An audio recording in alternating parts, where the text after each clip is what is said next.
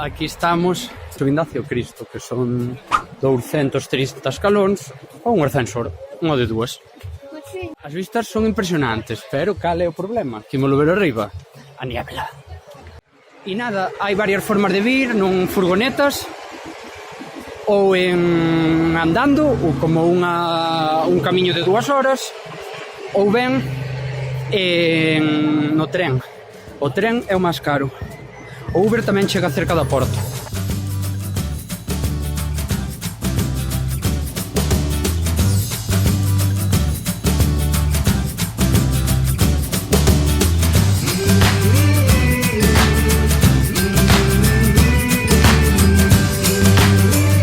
E outra das cousas que hai por aquí é unha virxe que atoparon, unha Virxe María, que estaba como o que a imaxe ennegrecida polo salitre do mar ou polo que fora, e chamanlle a Virxe María Negra. E entonces debaixo do Cristo hai como unha mini capilla onde está ela metida. Some people get married here. Okay. Oh, wow. Sabati. Aí está.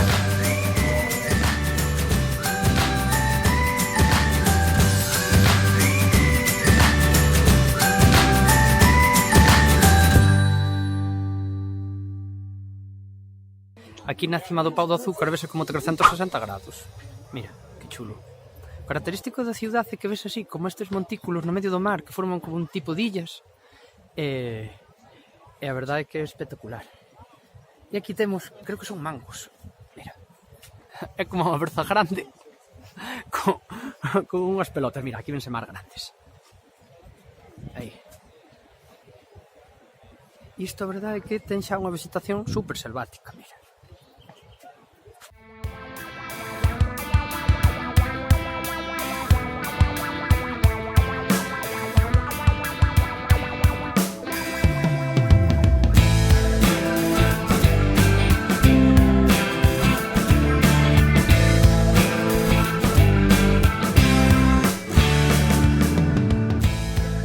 Como non? Ese... Son pequeniños, son como dous puños. Mira, aí está. ¡Ay, qué bonito!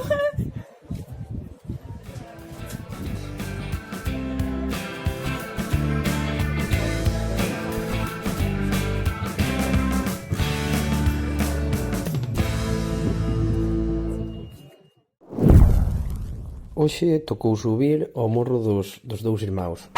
Para vir hai que cruzar a favela do Vidigal. Nos estámonos aloxando aquí, entonces non tivemos problema, pero para calquera persoa que queira vir, pois hai taxi e Uber que te traen ata onde comeza a favela, e despois hai para moverte por ela unhas moto que funcionan como mototaxi que te poden subir aquí arriba de todo, onde compenza o camiño para subir ao morro dos dous irmáns, ou pódese subir a pé.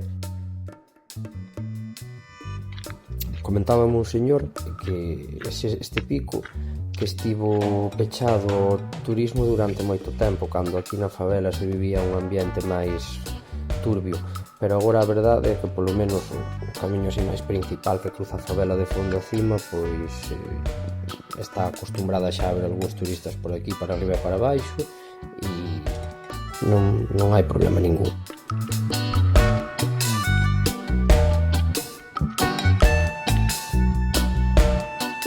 E esta é a favela da Rosiña, que é a máis grande de América Latina. Mira, é como unha ciudad, a verdade.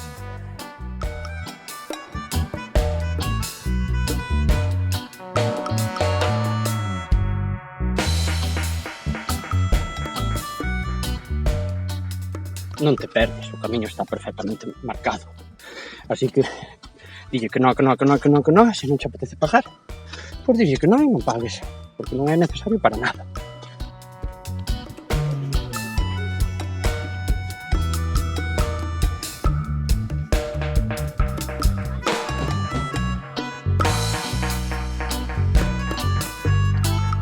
Despois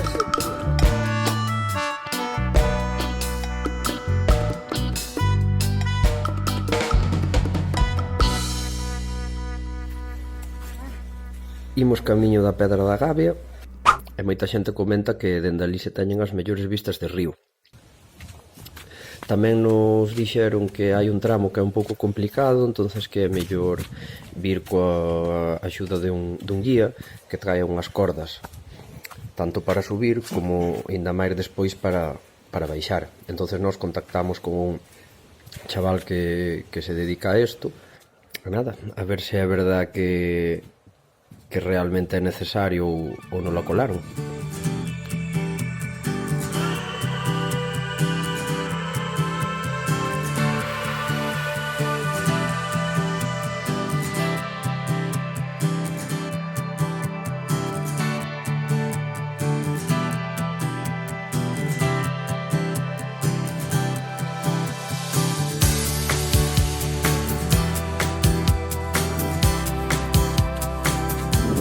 Esa debe ser a parte onde a xente se mata, que hai que subir con unha corda. Hasta. Hola.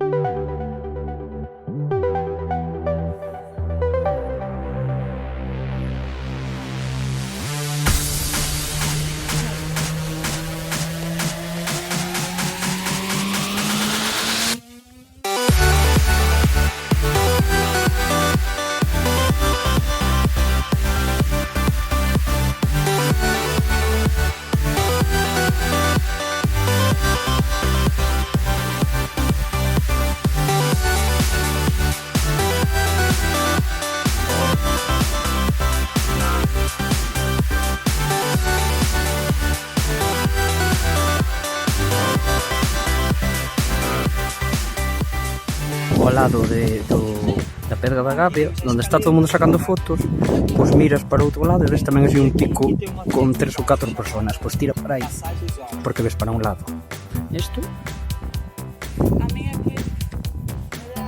e para o outro lado isto.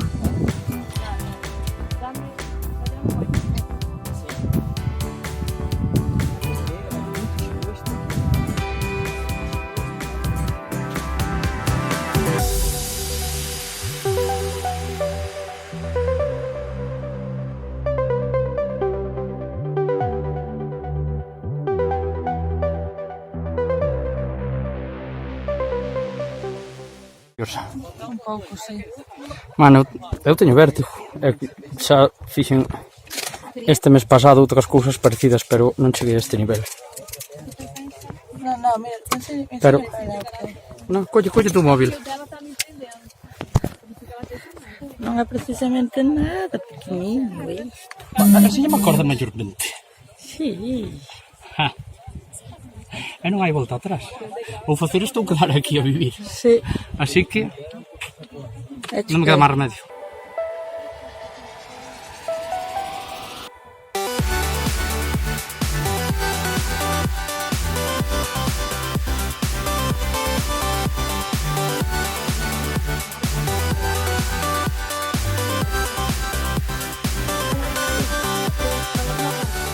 ¿Qué tal la experiencia?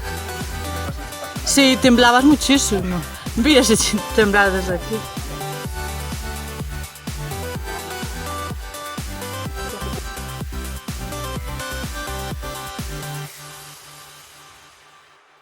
E a ti, que pico che gustou máis? As impresionantes vistas desde unha das 7 maravillas do mundo? Desfrutar do solpor con mono incluído? Contemplar a favela máis grande de América dende as alturas? Ou as espectaculares vistas de todo o río dende a Pedra da Gávea? Pois a nosa gañadora é a Pedra da Gávea. Custa moito subir, pero dende ali conseguirás as mellores vistas da túa vida. Asegúrocho. Gustouche? Pois suscríbete e para atopar máis información, bota un ollo á descripción.